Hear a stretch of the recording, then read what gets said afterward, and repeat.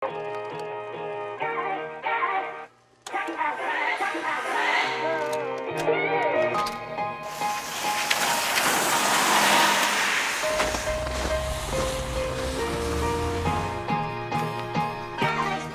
up guys, Chris Burrow here. Today's going to be just kind of like a street vlog. I just wanted to be able to share with you guys what I've been working on, what I've been thinking about, you know, who I found inspiration in, what creators I've been following. And I just wanted to chat with you guys because I found a lot of inspiration shooting in the streets this April. And I just wanted to bring you guys along.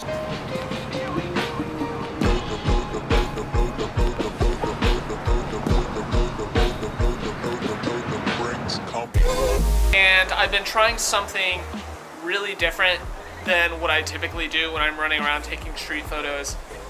Typically, for the most part, in the past, I have put on my 24-70 lens, and I've really tried to stay away from people just so I'm not invading their space. But I watched a video, and I read a little bit about Bruce Gilden this past week.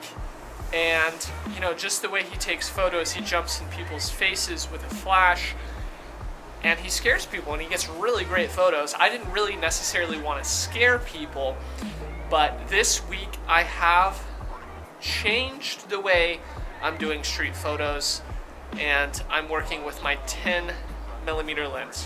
And guys, it's been really fun kind of experimenting with portraits and environments, and you know how they kind of work together. Because when you have a 10mm lens, you have a very, very wide frame, and it's definitely been very different. Like, to get a portrait of someone with my 10mm lens, I really have to get up close to them, and it's definitely put me out of my comfort zone. But I've been doing it about 3 hours a day for the past 3 days, and I'm not gonna lie, it's getting a lot easier to approach people.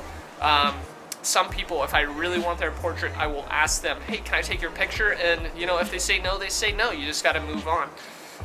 But if they say yeah, then it's been really nice to take the time to talk with them, you know, get their phone number so I can send them the image afterwards, and really try to develop another level of intimacy. Because I feel like when you're using a 10mm, when you're using like 70mm, you know, 200mm lenses, there's like no intimacy between the photographer and the subject. Recently, I've also been using my Sony a7 III for night photography, but over the past couple weeks, I've been trying to get out and take some pictures of people at night, and it has been absolutely incredible. The Sony a7 III is so wonderful with low light that I can just bump my ISO up and I can shoot handheld, no problem. I haven't even brought my tripod. To me, it's wild. It blows my mind every time I take these images, look at them on the computer, and there's no noise. It's wild. It's absolutely wild. The third thing that I've been trying to do differently with my street photography, I've been trying to incorporate flash.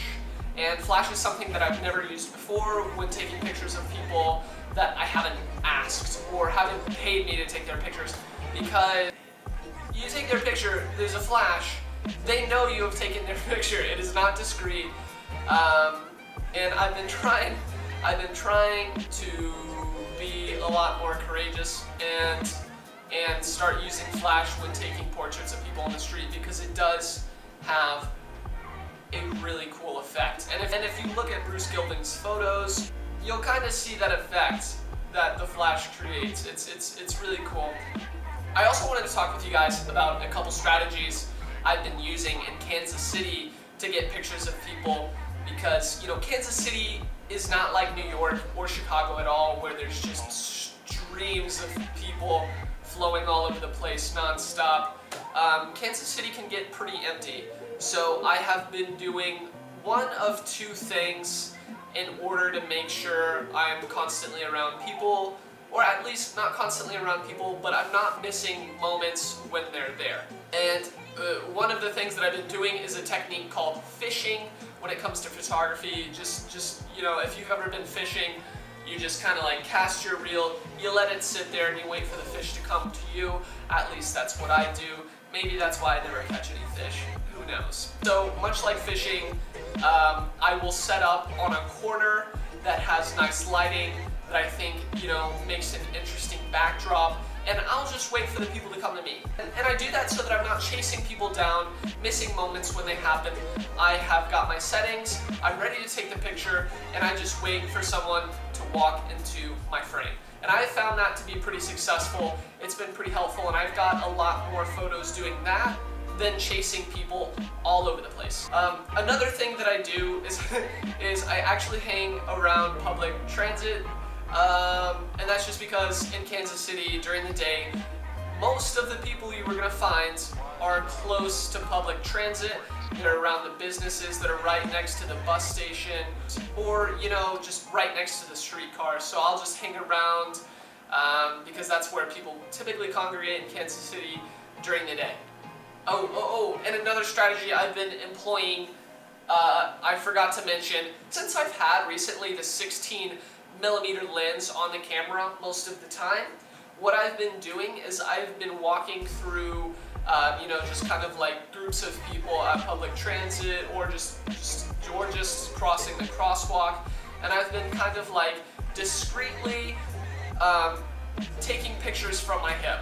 These images right here were all taken from my hip, and the thing is, using this wide 16mm lens, it's really hard to miss. But yeah, anyway, that's what I've been doing over the past few weeks or month or so. I hope I was able to share a couple techniques that you might employ, you know, even in your own city where not a lot of people are out on the streets.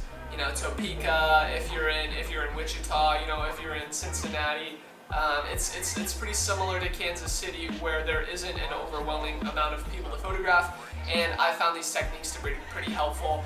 Guys, if you tried them, let me know what you think. Let me know if they worked for you. I appreciate you guys taking the time to watch this video. If you guys enjoyed this video, feel free to like and subscribe. Watch my other videos. If you want to be notified when I post a video, go ahead and hit the notifications button, and you'll be notified every time I post a video. So anyway, guys, thanks for watching, and I will see you next time. But until then, have a fantastic day.